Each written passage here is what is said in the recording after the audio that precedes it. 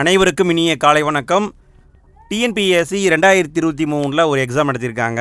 சரி, நம்ம என்ன பார்க்க போகிறோம்னா, இதில் வந்த 100 தமிழ் தகுதி தேர்வு வினாக்களை பார்க்க போகிறோம். அதுலேயும் குறிப்பாக 50 வினாக்களை மட்டும் நம்ம இந்த வீடியோவில் பார்க்க போகிறோம். எங்கூட சேர்ந்து நீங்களும் இந்த 50 கேள்வியை முழுமையாக அட்டெண்ட் பண்ணுங்கள். 50 கேள்வி முடிவில் எத்தனை கேள்விக்கு சரியாக ஆன்சர் போட்டீங்க அப்படிங்கிறத மறக்காமல் கமெண்டில் போடுங்க. சரி, வாங்க ஒவ்வொரு கேள்வியாக பார்ப்போம். முதல் கேள்வி, ஆதிசித்தராக கருதப்படுபவர் யார்? ஆதிசித்தராக கருதப்படுபவர் யாருன்னு கேட்குறாங்க. யார்? விடையை பார்க்கலாங்களா? விடை திருமூலர். இரண்டாவது கேள்வி, நூல்கள் நூலாசிரியர்கள் பொறுத்துக. இடது பக்கம் நூல்களையும் வலது பக்கம் நூல் ஆசிரியர்களையும் கொடுத்துள்ளார்கள். இதை சரியாக பொருத்த வேண்டும். பொறுத்துங்க. பொருத்திட்டீங்களா? இதில் இருக்கிற ஒரு புத்தகத்தை கூட நான் படித்ததில்லை. சரி, விடையை பார்க்கலாங்களா? விடை டி தான் கரெக்டு. காற்றிலே மிதந்த கவிதை எழுதியவர் மு. அருணாச்சலம். ஏட்டில் எழுதா கவிதை எழுதியவர் அன்னகாமு. பவளக்கொடி மாலை எழுதியவர் கருணானந்த சுவாமிகள். நாடோடி இலக்கியம் எழுதியவர் கி.வா. ஜெகநாதன். இதான் ஆன்சர். மூன்றாவது கேள்வி, நாட்டுப்புறவியலின் தந்தை என்று அழைக்கப்படுபவர் யார்? நாட்டுப்புறவியலின் தந்தை என்று அழைக்கப்படுபவர் யார்? விடையை பார்க்கலாங்களா? விடை வானமாமலை. நான்காவது கேள்வி, புதிய ஆத்திச்சூடி என்ற நூலை இயற்றியவர். புதிய ஆத்திச்சூடி என்ற நூலை இயற்றியவர் யார்? விடையை பார்க்கலாமா? விடை பாரதியார். அடுத்து இந்த இடத்துல உங்ககிட்ட நான் ஒரு கொஷின் கேட்குறேன்.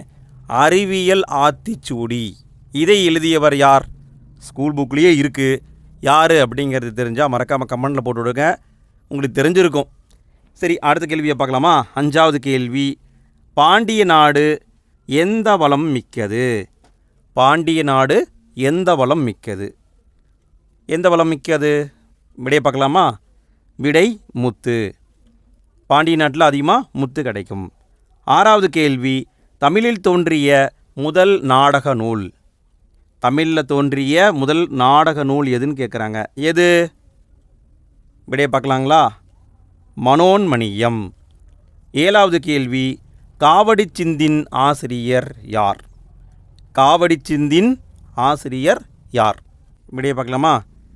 விடை அண்ணாமலையார். எட்டாவது கேள்வி, சிலப்பதிகாரத்தில் இல்லாத காண்டம். எந்த காண்டம் இல்லைன்னு கேட்குறாங்க. சிலப்பதிகாரத்தில் இல்லைன்னு கேட்குறாங்க. எது இல்லை? கண்டுபிடிங்க. ரொம்ப எளிமையான ஒரு கேள்வி தாங்க. விடையை பார்க்கலாமா? ஆரண்ய காண்டம் இருக்காது. புகார் காண்டம் இருக்கும், மதுரை காண்டம் இருக்கும், வஞ்சி காண்டம் இருக்கும். ஆரண்ய காண்டம் இருக்காது. அப்போ விடை ஒன்று மட்டும் சரி. சரி, இந்த ஆரண்ய காண்டம் என்பது எங்கே இருக்குது? இதுவும் ஸ்கூல் புக்லேயே இருக்குது. என்னங்கிறத நீங்கள் தான் கமெண்டில் போட்டு விடணும். போட்டு விடுங்க. எத்தனை பேர் கரெக்டான ஆன்சர் போடுறீங்கன்னு பார்க்கலாம். ஒன்பதாவது கேள்வி, சரியான இணையை தேர்வு செய்க. இரட்டை காப்பியங்கள் என்பது எது? இரட்டை காப்பியங்கள் என்பது எது? இந்த கேள்வியை டிஎன்பிஎஸ்சி பல முறை அடித்து துவைத்து காய போட்டு விட்டார்கள். விடையை பார்க்கலாங்களா? சிலப்பதிகாரம், மணிமேகலை. பத்தாவது கேள்வி, நாடக காப்பியம் என்று அழைக்கப்படும் நூல் எது? எந்த நூலை நாடக காப்பியம் அப்படின்னு அழைப்பாங்கன்னு கேட்குறாங்க. விடையை பார்க்கலாங்களா? விடை சிலப்பதிகாரம். சிலப்பதிகாரத்துக்கு நாடக காப்பியம் அப்படிங்கிற பேரும் இருக்கிறது. 11வது கேள்வி, கம்பர் அவை புலவராக விளங்கிய அரசவை. எப்படி கேள்வியை குழப்பி கேட்டிருக்காங்க பாருங்கள். அதாவது கம்பர் யாருடைய அவையில் அவை புலவராக இருந்தார்? இதுதான் கேள்வி. யாருடைய அவையில் இருந்தார்? விடையை பார்க்கலாமா? குலோத்துங்க சோழன். 12வது கேள்வி, தமிழுக்கு கதி என்று போற்றப்படும் நூல்கள் எவை? தமிழுக்கு கதி என்று போற்றப்படும் நூல்கள் எவை? இதையும் பல முறை கேட்டிருக்காங்க. இப்படியே பார்க்கலாமா? கம்பராமாயணம், திருக்குறள். இங்கே பாருங்கள் கா வருது, இங்கே பாருங்கள் தீ வருது. அடுத்து 14வது கேள்வி, கூற்று 1 கூற்று 2 இந்த டைப்பில் கொடுத்துருக்காங்க. கூற்று 1 கம்பராமாயணத்தில் அயோத்தியா காண்டம் 2வது காண்டமாகும். கூற்று 2 அயோத்தியா காண்டத்தில் 13 படலங்கள் உள்ளன. எது சரி? கண்டுபிடிங்க. கண்டுபிடிச்சிட்டிங்களா? விடையை பார்க்கலாமா? விடை கூற்று 1ம் கூற்று 2ம் சரி. இரண்டுமே சரிதான். 14வது கேள்வி, புறத்தூய்மை நீரான் அமையும், அகந்தூய்மை டேஸ் காணப்படும். இங்கே என்ன வார்த்தை வரும்னு கேட்குறாங்க. என்ன வார்த்தை இந்த இடத்துல வரும்னு கேட்குறாங்க. புறந்தூய்மை நீரான் அமையும், அகந்தூய்மை டேஸ் காணப்படும். விடை பார்க்கலாங்களா? விடை வாய்மையால் காணப்படும். புறந்தூய்மை நீரான் அமையும், அகந்தூய்மை வாய்மையால் காணப்படும்.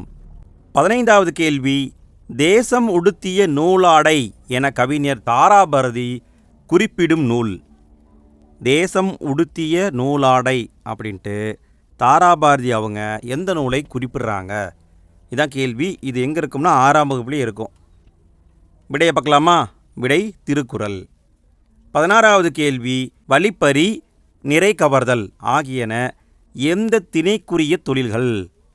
எந்த திணைக்கு உரிய தொழில்கள்னு கேட்குறாங்க. வழிப்பறி பண்ணுறது, நிறை கவர்தல், நிறைனா பசு கூட்டம், அந்த பசு கூட்டத்தை ஆட்டையை போட்டு போகிறது. இது எந்த திணைக்குரிய தொழில்கள்னு கேட்குறாங்க. விடையை பார்க்கலாங்களா? விடை பாலை நிலத்துக்குரிய தொழில்கள். 17வது கேள்வி, கீழ்கண்டவற்றுள் சுசமுத்திரம் படைப்புகளை மட்டும் தேர்வு செய்க. சுசமுத்திரம் அவர் எழுதிய படைப்புகளை மட்டும் கண்டுபிடிங்க அப்படின்னு கேட்குறாங்க. கண்டுபிடிச்சிட்டிங்களா? விடையை பார்க்கலாமா? விடை சி தான் கரெக்டு. சுசமுத்திரம் இவர் எழுதிய நூல்கள் வாடாமல்லி, பாலைப்புறா, மண்சுமை, தலைப்பாகை. 18வது கேள்வி, உதித்த என்ற சொல்லுக்கு எதிர்ச்சொல் எழுதுக. நல்லா பாருங்கள், எதிர்ச்சொல் கேட்குறாங்க. உதித்த இதுக்கான எதிர்ச்சொல் கேட்குறாங்க. எதிர்ச்சொல் என்ன? விடை மறைந்த. 19வது கேள்வி, சார்பெழுத்து வகைக்கு டேஸ் பொருந்தாது. எது பொருந்தாது அப்படின்னு கேட்குறாங்க. சார்பெழுத்து வகைக்கு டேஸ் பொருந்தாது. என்ன பொருந்தாது? விடையை பார்க்கலாமா? உயிரெழுத்து பொருந்தாது. ஏன்னா உயிரெழுத்துங்கிறது தனி கேட்டகரி, அது சார்பெழுத்து கிடையாது. அதுவே உயிர்மை, ஆயுதம், ஆயுத குறுக்கள் எல்லாமே சார்பெழுத்துக்கள். எப்படி குழப்புற மாதிரி கேட்டிருக்காங்க பாருங்கள். 20வது கேள்வி, பின் வருவனவற்றுள் தாராபாரதி எழுதாத நூல் எது? எழுதாத நூல் எதுன்னு கேட்குறாங்க. எழுதாத நூல் எது? விடையை பார்க்கலாமா? விடை இருண்ட வீடு. இதை அவர் எழுதலை. சரி, இருண்ட வீடுங்கிற நூலை யார் எழுதுனாங்க? இதுவும் ஸ்கூல் புக்கில் இருக்குது. இதுக்கான விடை தெரிஞ்சால் கமெண்டில் போட்டுவிடுங்க. 21வது கேள்வி, மரபு பிழை நீக்கிய சொல்லை காண்க. எந்த சொல்ல மரபு பிழை இல்லைன்னு கேட்குறாங்க. கண்டுபிடிங்க. எந்த சொல்லில் மரபு பிழை இல்லை? விடையை பார்க்கலாமா? விடை சி தான் கரெக்டு. கருங்குயில் கூவும், இதுதான் கரெக்டு. 22வது கேள்வி, ஒளி வேறுபாடு அறிந்து பொருத்தமான இணையை தேர்க. ஒளி வேறுபாடு அறிந்து பொருத்தமான இணையை தேர்ந்தெடுக்கணும். அலை இந்த லைக்கு என்ன அர்த்தம்? அலை இந்த லைக்கு என்ன அர்த்தம்? இந்த லைக்கு என்ன அர்த்தம்? கண்டுபிடிங்க. அலை அலை அலை. விடையை பார்க்கலாமா? விடை சி தான் கரெக்டு. இந்த அலைனா கடல் அலை, இந்த அலைனா புற்று, பாம்பு புற்று, இந்த அலைனா கூப்பிடுன்னு அர்த்தம். இதுதான் கரெக்டு. 23வது கேள்வி, ஓ இந்த ஓரெழுத்து ஒரு மொழி தரும் பொருள். ஓ என்பதன் பொருள் என்னன்னு கேட்குறாங்க. வேறு ஒன்றும் கிடையாது. ஓ என்பதன் பொருள் என்ன? விடையை பார்க்கலாமா? விடை மதகு நீர் தாங்கும் பலகை, அதை தான் ஓன்னு குறிப்பிடுவாங்களாம். 24வது கேள்வி, கோ என்னும் ஓரெழுத்து ஒரு மொழியின் பொருள். கோ என்ற ஓரெழுத்து ஒரு மொழியின் பொருள் என்னன்னு கேட்குறாங்க. விடை பார்க்கலாங்களா? விடை மதில். 25வது கேள்வி, அகர வரிசைப்படி சொற்களை சீர் செய்தல். அகர வரிசைப்படி சொற்களை அமைக்கணும். அமைங்க. சீருடை, சால்பு, சிலந்தி, எது ஃபஸ்ட்டாக வரும்? விடை பார்க்கலாமா? விடை பி தான் கரெக்டு. ஃபஸ்ட்டு சால்பு சாதா வரணும், அடுத்தது சி வரணும், அடுத்து சி வரணும். இதுதான் கரெக்டான ஆர்டர். 26வது கேள்வி, சரியான அகரவரிசையை தேர்க. சரியான அகரவரிசையை கண்டுபிடிங்க. கீற்று, கேணி, காக்கை, கூந்தல். ரொம்ப பேசிக்காக தான் இருக்குது. விடை பார்க்கலாங்களா? விடை ஏ தான் கரெக்டு. ஃபஸ்ட்டு காக்கை கா வரணும், அப்புறம் கீ வரணும், அப்புறம் கூ, அப்புறம் கே. இதுதான் கரெக்டான ஆர்டர். 27வது கேள்வி, முறையான தொடர் அமைப்பினை குறிப்பிடுக.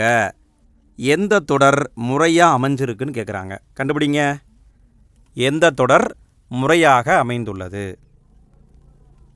விடை பார்க்கலாமா? விடை சி தான் கரெக்டு.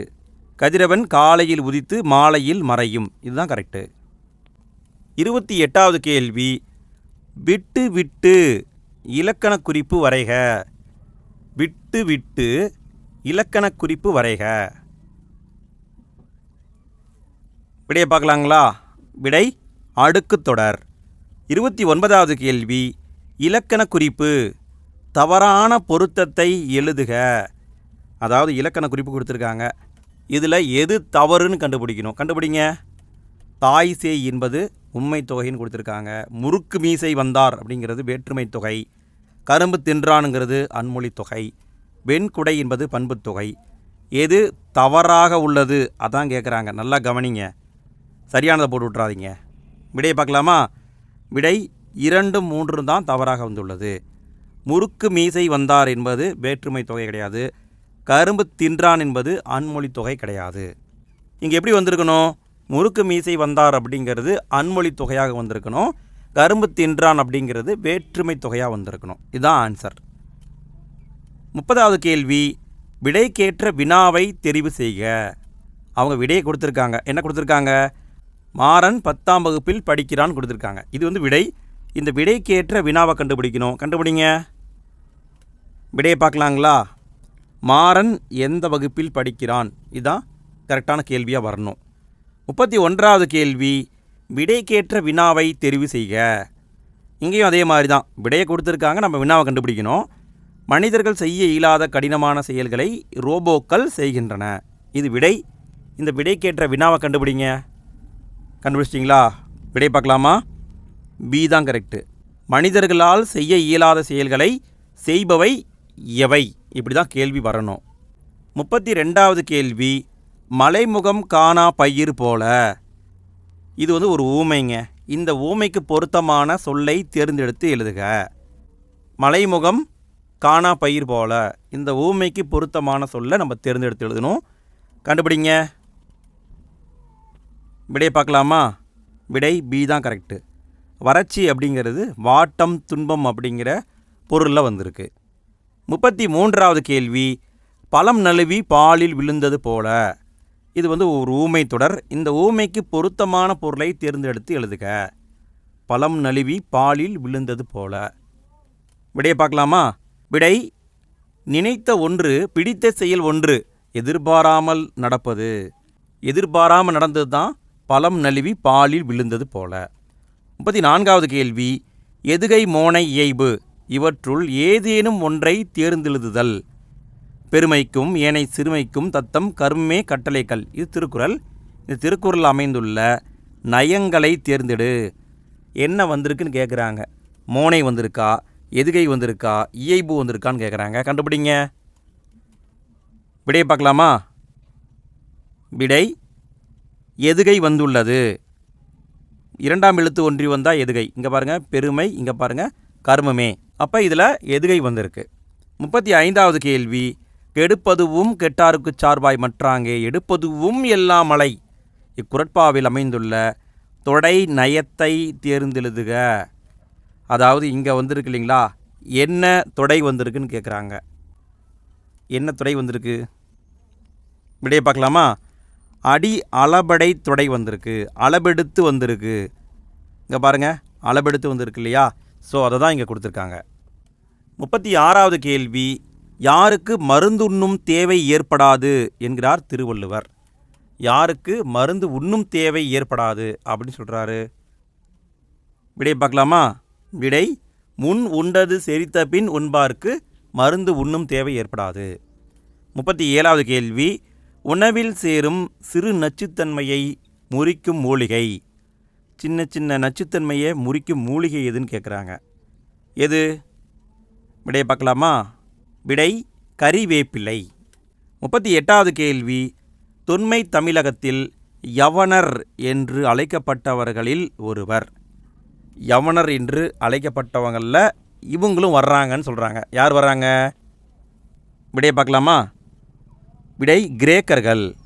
39வது கேள்வி, யாதும் ஊரே யாவரும் கேளீர் என்ற வரிகள் உணர்த்தும் பண்பு. இந்த வரிகள் உணர்த்தும் பண்பு என்னன்னு கேட்குறாங்க. என்ன பண்பு? விடை உலக பொதுமை. 40வது கேள்வி, நாயக்கர்கள் ஆண்ட நிலப்பகுதி இவ்வாறு அழைக்கப்பட்டது. எவ்வாறு அழைக்கப்பட்டது? நாயக்கர்கள் ஆட்சி பண்ணாங்க இல்லைங்களா, அந்த பகுதியை எவ்வாறு அழைச்சாங்கன்னு கேட்குறாங்க. விடை பாளையம். 41வது கேள்வி, பழங்காலத்தில் கடற்கரைகளில் உருவான பேரூர்கள் எவ்வாறு வழங்கப்பட்டன? பேரூர்களுக்கு என்ன பேருன்னு கேட்குறாங்க. பேரூர்கள், சிற்றூர்கள் நீங்கள் படிச்சிருப்பீங்க. விடையை பார்க்கலாமா? விடை பட்டினம். பேரூர்னா பட்டினம், சிற்றூர்னா பாக்கம். 42வது கேள்வி, தலைவர்களை உருவாக்குபவர் என அழைக்கப்பட்டவர் யார்? தலைவர்களை உருவாக்குபவர் என அழைக்கப்பட்டவர் யார்? விடை காமராசர். 43வது கேள்வி, பெண்ணுரிமைக்கு ஊறு விளைவிக்கும் பழைய நம்பிக்கைகளை ஏற்க மறுத்தவர் யார்? ரொம்ப எளிமையாக தான் வந்திருக்கு. விடையை பார்க்கலாமா? பெரியார். 44வது கேள்வி, வீரமாமுனிவர் தொகுத்த அகராதி எது? வீரமாமுனிவர் தொகுத்த அகராதி எது? என்ன அகராதி? விடையை பார்க்கலாமா? சதுரகராதி. 45வது கேள்வி, சரியானதை கண்டறிக. 4 கூற்று கொடுத்துருக்காங்க. எது சரியானதோ அதை கண்டுபிடிக்கணும். வாசிக்கிறேன் பாருங்க. தேவநேய பாவாணர் அகர முதலி திட்ட இயக்குநராக பணியாற்றினார். தமிழ் சொல்லாராய்ச்சியில் உச்சம் தொட்டவர். உலக தமிழ் கழகத்தை நிறுவி இயக்குநராக இருந்தார். செந்தமிழ் சொற்பிறப்பியல் அகர முதலி தலைவராக இருந்தார். எது சரி? விடையை பார்க்கலாமா? இது பழைய சமச்சீர் புத்தகங்க, 8ஆம் வகுப்பில் இருக்குன்னு நினைக்கிறேன். விடை அனைத்தும் சரி.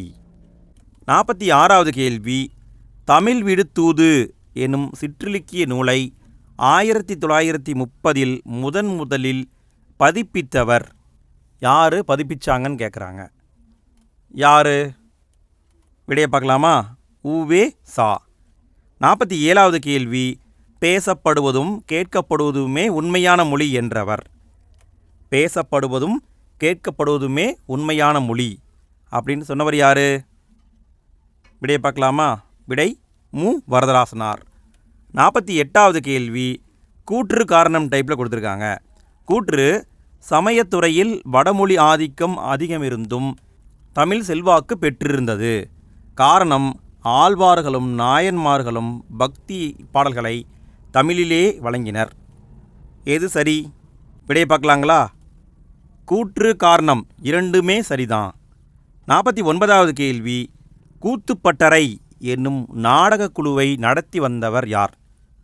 கூத்துப்பட்டறை என்னும் நாடகக் குழுவை நடத்தி வந்தவர் யார்? விடை நா. முத்துசாமி. நா. முத்துசாமி. இவருக்கு ஒரு சிறப்பு பெயர் இருக்குதுங்க. இவருக்கு ஒரு சிறப்பு பெயர் இருக்குது. அது என்னங்கிறது தெரிஞ்சால் மறக்காமல் கமெண்டில் போட்டுவிடுங்க. எத்தனை பேர் கரெக்டான ஆன்சர் போடுறீங்கன்னு பார்க்கலாம். 50வது கேள்வி கடைசி கேள்விங்க. என்ன கேள்வின்னு பார்க்குறதுக்கு முன்னால் ஃப்ரெண்ட்ஸ், வீடியோ பிடிச்சிருந்தால் லைக் போடுங்க ஃப்ரெண்ட்ஸ். நிறைய பேர் பார்க்குறீங்க, லைக் போட மறந்துடுறீங்க. நிறைய எஃபோர்ட் போட்டு தான் அந்த மாதிரி வீடியோ உருவாக்கியிருக்கிறோம். இதே மாதிரி 30க்கும் மேற்பட்ட வீடியோக்களை நம்ம போட்டுட்டோம். நீங்கள் அந்த வீடியோக்களை இன்னும் பார்க்கல அப்படின்னா ஒரே பிளேலிஸ்ட்டாக உருவாக்கியிருக்கிறோம். அந்த பிளேலிஸ்ட்டுக்கான லிங்க்கு இந்த வீடியோக்கு கீழே டிஸ்கிரிப்ஷன்லேயும் ஃபஸ்ட்டு கமெண்ட்லையும் இருக்குது. நீங்கள் அந்த லிங்க்கை கிளிக் பண்ணி எல்லா வீடியோவையும் பார்க்கலாம். பார்த்து நிறைய ட்ரைனிங் எடுத்துக்கோங்க. நிறைய பயிற்சி எடுக்க உங்களுக்கு ஸ்பீட் அதிகமாகும். நிறைய விஷயங்களையும் நீங்கள் கற்றுக்குவீங்க. சரிங்களா? சரி, ஓகே. 50வது கேள்வியை பார்ப்போம். கண்ணீர் பூக்கள் கவிதை தொகுப்பை இயற்றியவர். இந்த கவிதை தொகுப்பை இயற்றியவர் யாருன்னு கேட்குறாங்க. விடையை பார்க்கலாமா? விடை மூமேதா. அடுத்த 50 கேள்விக்கான வீடியோ லிங்க்கு எண்டு ஸ்க்ரீனில் வரும். அதை கிளிக் பண்ணுங்கள். அதில் மீதம் இருக்கிற 50 கேள்விகளை நம்ம டீட்டெயிலாக பார்க்கலாம். ஓகே ஃப்ரெண்ட்ஸ், அடுத்த வீடியோவில் சந்திப்போம். நன்றி.